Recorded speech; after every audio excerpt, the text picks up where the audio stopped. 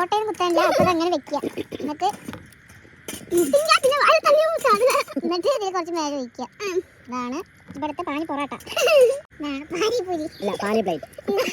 ഇന്നലെ വെച്ചതാണ് വെള്ളം, അത് ലീക്ക് ആയിട്ടില്ല. അത്ര പെർഫെക്റ്റ് ഊറ്റി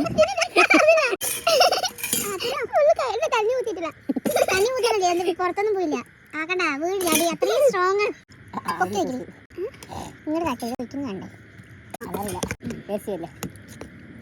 കാര്യല്ലേ, അത് വെച്ച കട്ടിമാവേ ഓരോ പീസസ് ഉണ്ടാക്കി തട്ടെ. ഇതിലിട്ടിട്ട് തിന്നാൻ പറ്റില്ല എല്ലാവർക്കും. ഒന്നോ നിനക്കോ? ഹലോ, നമ്മൾ ബിരിയാണി സാപ്പിടണം.